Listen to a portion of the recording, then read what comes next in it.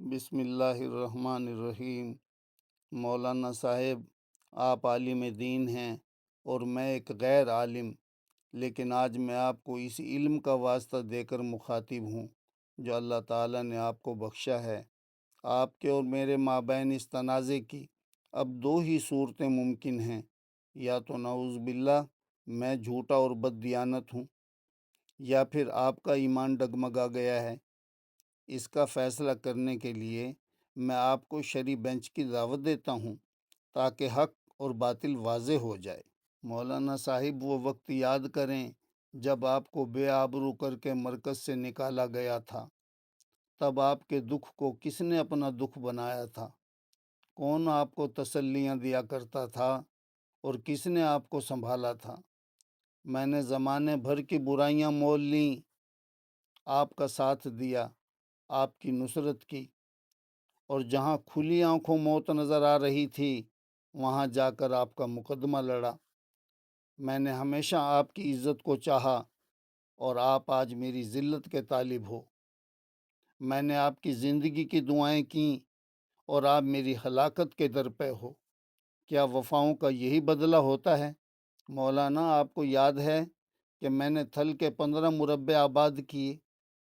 وہ شدید گرمی کے دن، وہ کٹھن وقت اور میری برسوں کی وہ جان لیوا مشقت جس سے وہ بنجر زمینیں سونا اگلنے لگیں، آپ نے اس محنت میں میرا حصہ آدھا منفی ایکڑ طے کیا تھا۔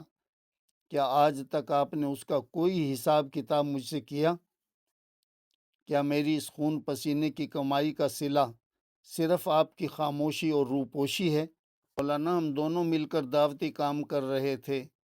میں جب یہ دیکھتا کہ آپ قیمتی گاڑیاں نقصان اٹھا کر بیچ رہے ہیں تو میں آپ کی اس ظاہری تنگ دستی کا خیال کر کے خاموش رہتا تھا، کیونکہ میرے نزدیک دعوتی کام مقدم تھا۔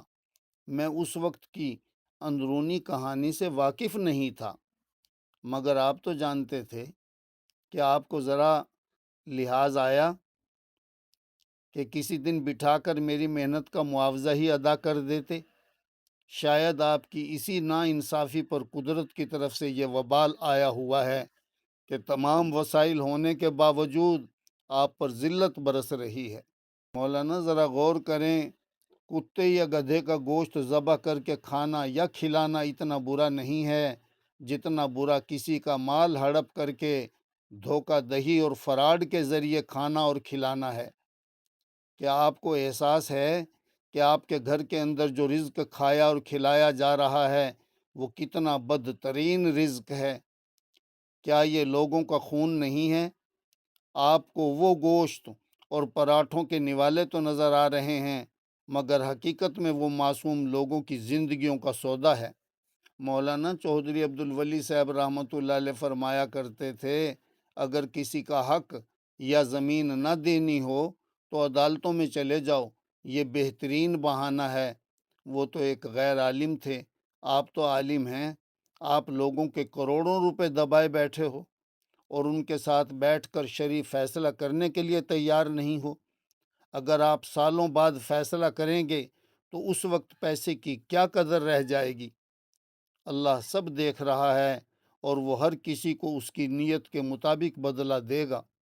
مولانا، آپ نے لوگوں کی امانتیں روک رکھی ہیں، اربوں روپے کی زمینیں خریدیں اور اب خود روپوش ہو کر حقداروں کو عدالتوں میں دھکے کھانے پر مجبور کر دیا ہے۔ کیا آپ عالم ہو کر ان شرعی حقائق سے بے خبر ہیں کہ قرض کی سنگینی؟ اللہ کے رسول صلی اللہ علیہ وسلم نے مقروض کا جنازہ پڑھانے سے انکار فرما دیا تھا۔ حقوق العباد، شہادت جیسا عظیم مرتبہ بھی قرض اور حقوق العباد کی پامالی کو معاف نہیں کروا سکتا۔ انجام بد، اگر آپ کی اسی حالت میں موت آ گئی تو مولانا اللہ کو کیا منہ دکھاؤ گے؟ آخری بات، مولانا، کیا آپ کو اللہ کے اس کوڑے سے ڈر نہیں لگتا جو جب برستا ہے تو ظالم کو کہیں پناہ نہیں ملتی؟ مولانا، یہ جو طعنے مجھے دیے جا رہے ہیں کہ 10 سال الیاس کو کھلاتے رہے، یہ زہر آخر کس نے گھولا ہے؟ آئیں، اگر آپ حق پر ہیں تو شرعی بینچ پر بیٹھیں اور دودھ کا دودھ پانی کا پانی کریں۔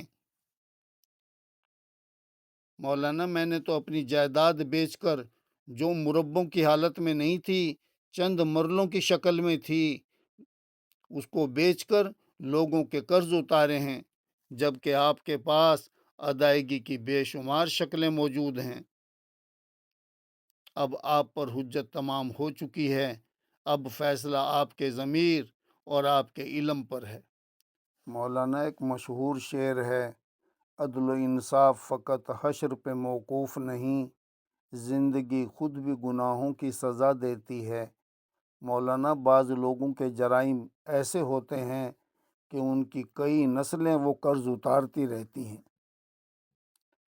مولانا، ابھی حالیہ دنوں میں شدید بیمار ہوا، بس ایک ہی دکھ میرے سینے کو کھائے جا رہا تھا کہ میں اپنے سینے کے دکھ ساتھ لے کے جا رہا ہوں۔ مولانا کے سامنے ان کو بیان کرنا چاہتا تھا، لیکن بیان نہ کر سکا۔